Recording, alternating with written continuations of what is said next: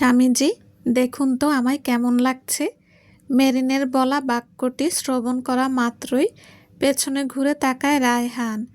লাল জামদানি শাড়ি পরিহিতা রমণীর পানে ঠোঁট চেপে অপলক দৃষ্টিতে তাকিয়ে থাকে সে।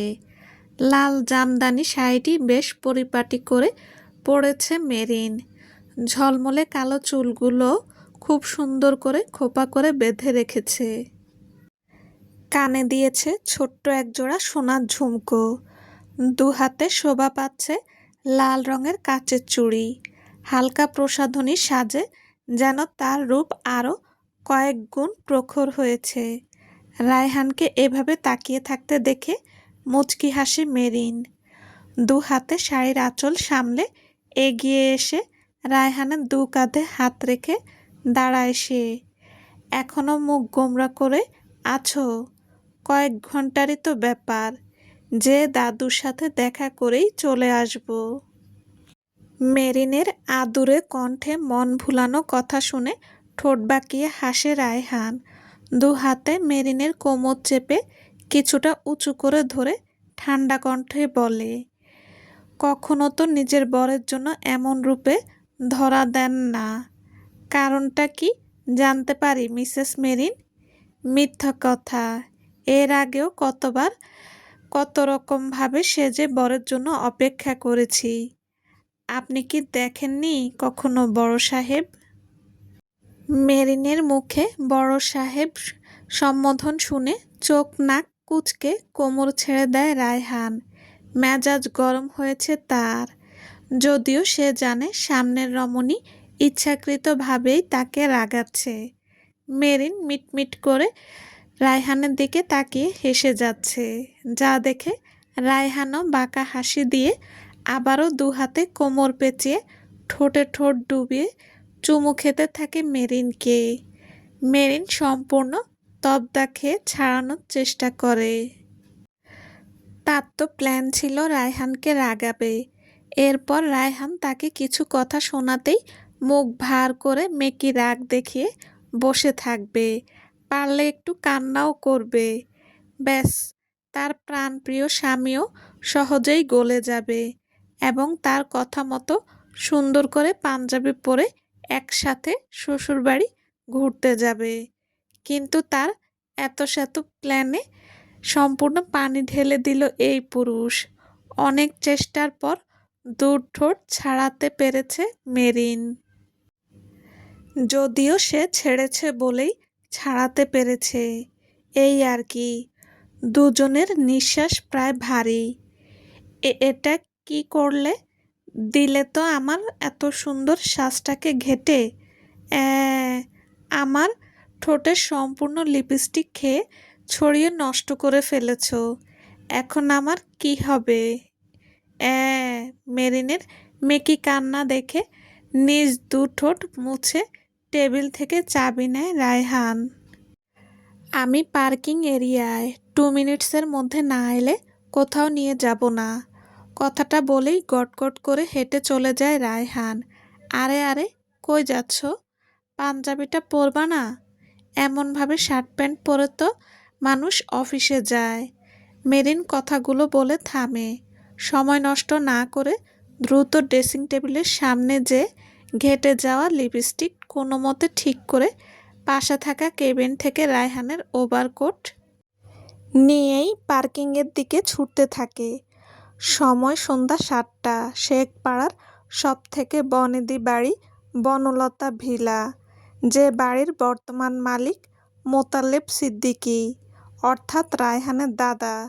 এই বাড়িটি তার স্ত্রী বনলতার নামে করেছিলেন মোতালেব সিদ্দিকী। তার যৌবনকালে স্ত্রীর সাথে এখানেই পার করেছেন বহু বছর। তবে স্ত্রী মারা যাওয়ার পর ছেলে এবং মাহীন নাতির কাছে শহরের দিকে সিদ্দিক ভিলায় থেকেছেন। কিন্তু গত 1 বছর থেকে আবারও এই বনলতা ভিলায় থাকা শুরু করেছেন তিনি। কিন্তু সে নয়, সাথে তার ছেলে মেজবাউল এবং ছোট ছেলে রেজাও, তার স্ত্রী মেয়েও এখানে থাকেন। অর্থাৎ একমাত্র রায়হান ছাড়া পরিবারের প্রায় সকলে এ বাড়ি থাকে, তবে তাদের এই আলাদা হওয়া এমনকি সম্পর্কে চির ধরার কারণ মেরিন।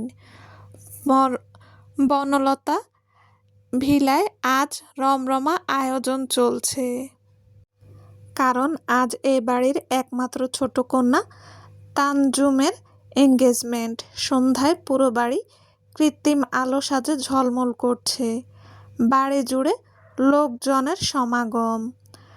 কালো রঙের প্রাইভেট কার এসে থামে বনলতা ভিলার মেইন গেটের সামনে। গাড়ির দরজা খুলে বেরিয়ে আসে রায়হান, গায়ে তার সি গ্রিন কমপ্লিট স্যুট।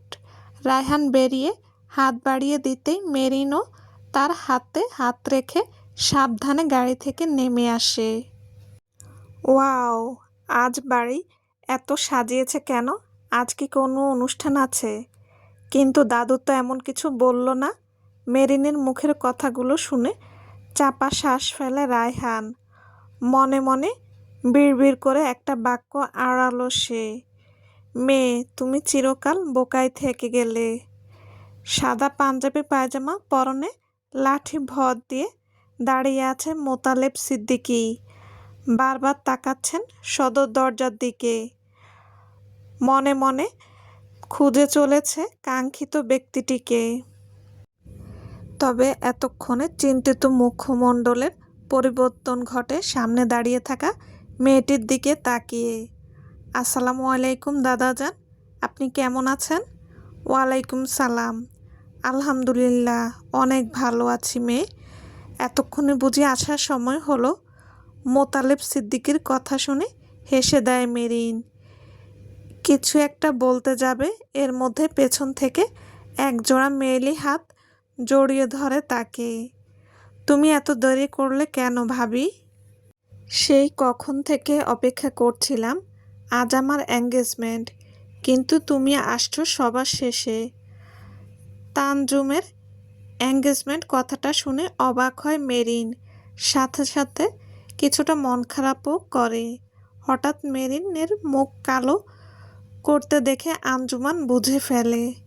কেন, তুমি জানতে না আমার এঙ্গেজমেন্ট? না।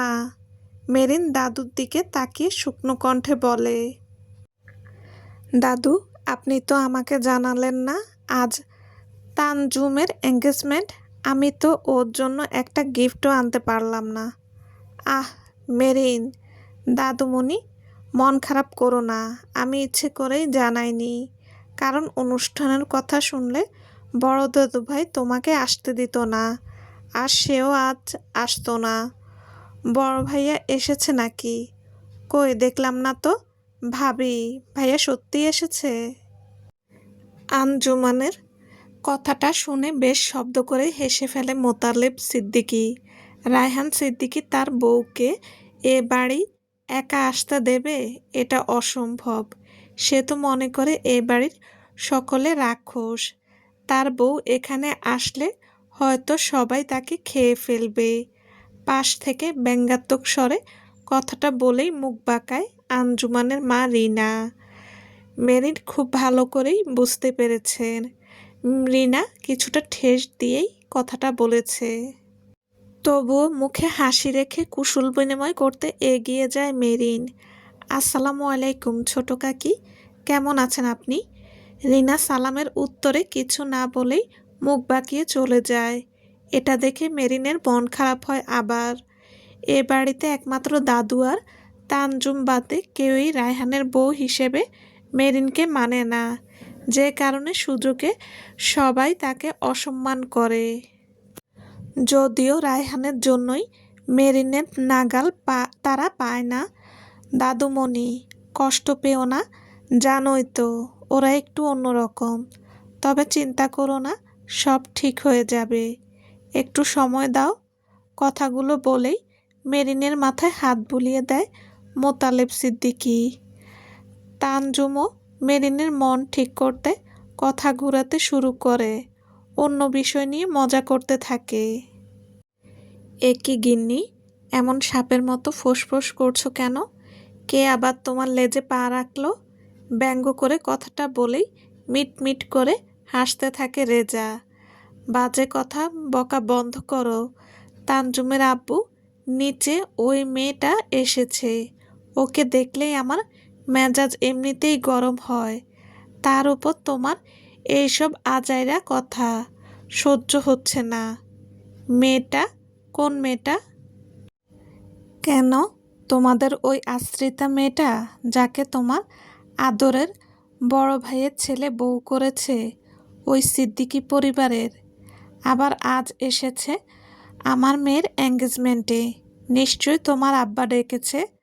ওহ, এই ব্যাপার। কেন, তোমার এটা সিরিয়াস ব্যাপার মনে হচ্ছে না?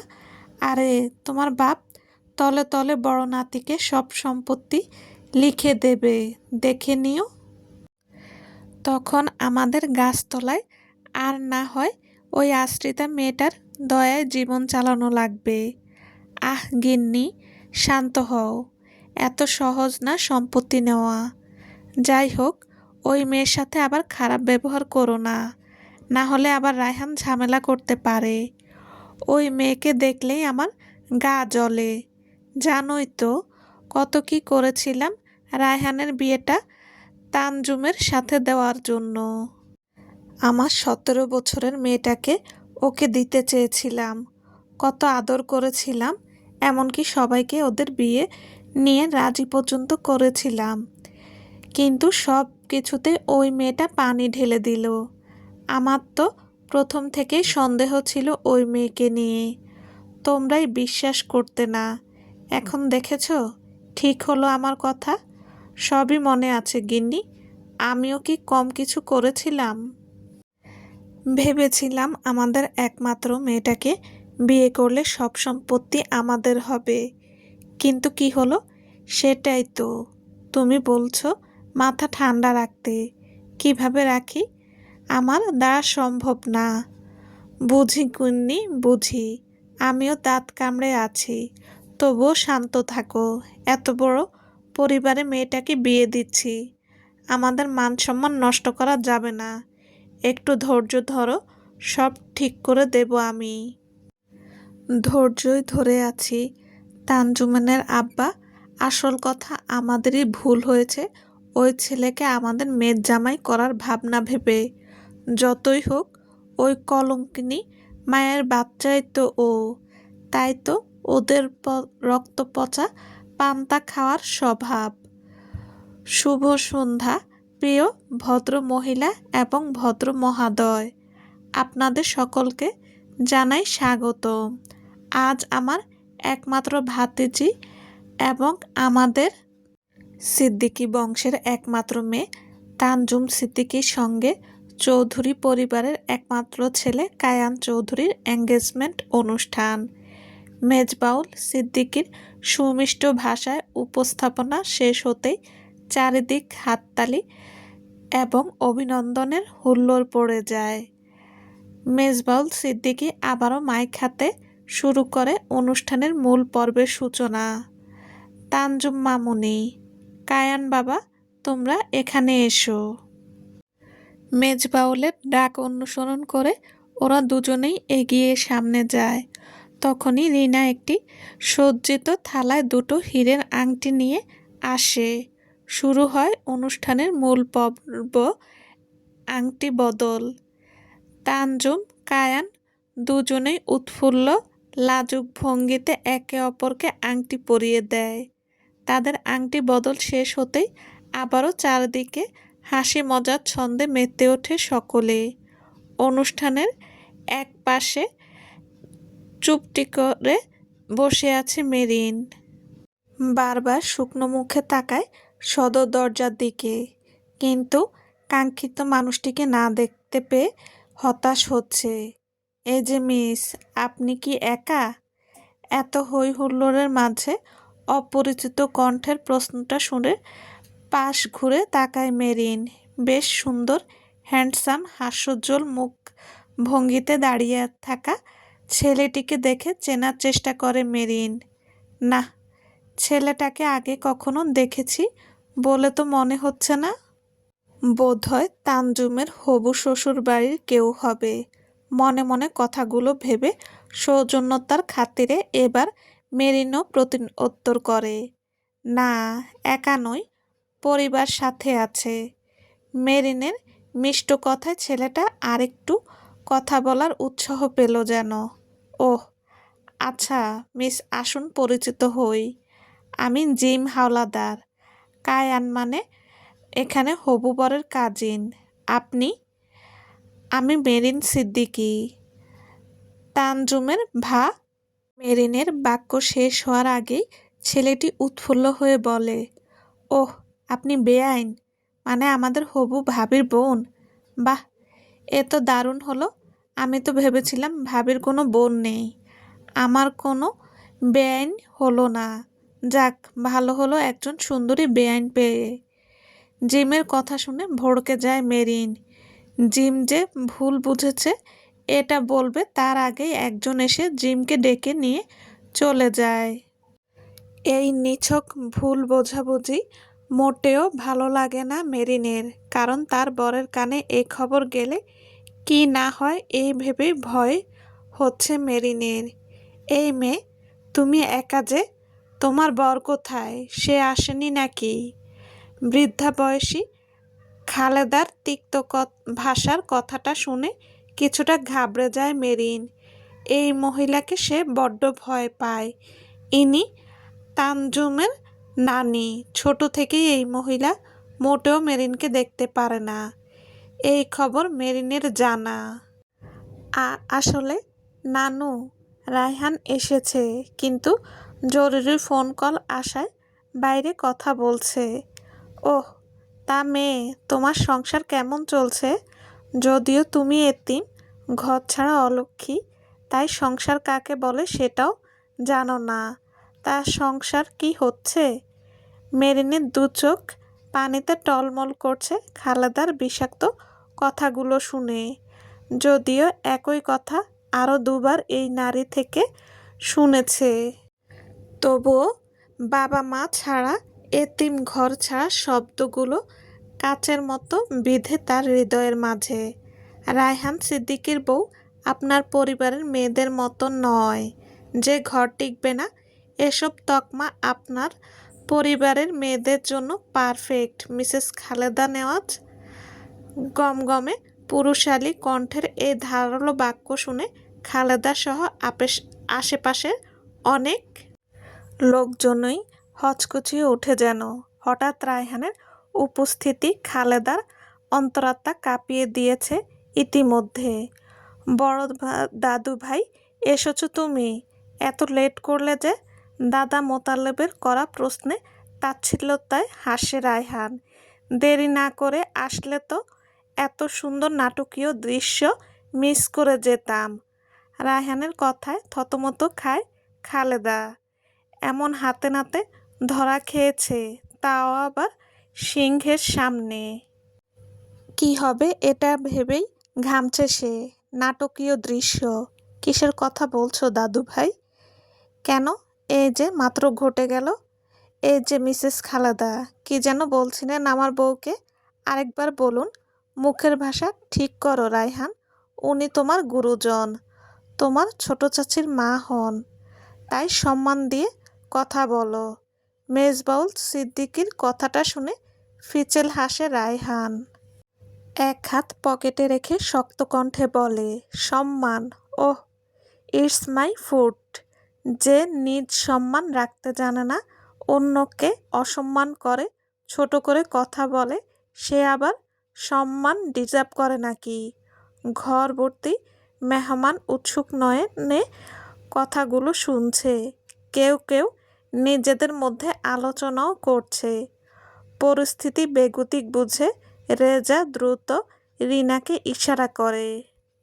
রিনাও দ্রুত তার মাকে সরিয়ে নেয় এবং তৎক্ষণাৎ রেজাও এগিয়ে এসে রায়হানের কাঁধে হাত রেখে নরম ভাষায় বলে, রাগ করিস না বাবা, উনি বয়স্ক মানুষ, হয়তো ভুল করে খারাপ কথা বলে ফেলেছে। আমি ওনার হয়ে মাপ চাচ্ছি। যখন উনি আমার স্ত্রীকে খারাপ কথা বলছিলে, তখন তো আপনি আর আপনার স্ত্রী বেশ মজা নিয়ে উপভোগ করছিলেন ছোট চাচা। সামনাসামনি ধরা খেয়ে চুপসে যায় রেজা। কি বলবে এটা ভেবে পাচ্ছে না সে। আজ এ বাড়িতে একটা শুভ অনুষ্ঠান, তুমি এসেই এতগুলো মেহমানের সামনে বেয়াদবি শুরু করেছো রায়হান, তাও আবার ওই মেয়েটার জন্য। তুমি কি ঠিক করছো? মেজবাউলের কথাগুলো শুনে মৃদু হাসে রায়হান। কিছু বলতে যাবে, এর মধ্যেই তার হাত ধরে টেনে আনে মেরিন। আহ, চুপ করো প্লিজ, অনুষ্ঠান বাড়ি, কত লোকজন আছে, সবাই কি ভাবছে বলো। রায়হান কোনো প্রতিউত্তর করে না। একবার সবার দিকে তাকিয়ে মেরিনের হাত শক্ত করে ধরে বেরিয়ে আসতে নিতেই তানজুম সামনে এসে আটকে ধরে। কি ভাইয়া, তুমি চলে যাচ্ছ? আজ আমার জীবনের এত বড় একটা মুহূর্ত, আর তুমি এভাবে ভাবিকে নিয়ে চলে যাচ্ছ? রায়হান তানজুমের মাথায় হাত বুলিয়ে দেয়। দূর থেকেও দোয়া করা যায় তানজু, আমার একমাত্র বোন তুই। তোর জন্য সব সময় আমার স্নেহ, ভালোবাসা, দোয়া আছে এবং থাকবে। আমরা এখানে থাকলে বরং তোর অনুষ্ঠান নষ্ট হবে, এবং ভাই হিসেবে এটা কখনোই চাই না। ভাইয়া, তুমি ওদের কথায় চলে যাবে? ও ভাবি, কিছু বলো না। তোর ভাবি আর কিছুই বলবে না তানজু, আজ এখানে একমাত্র তোর ভাবির জন্য আসা।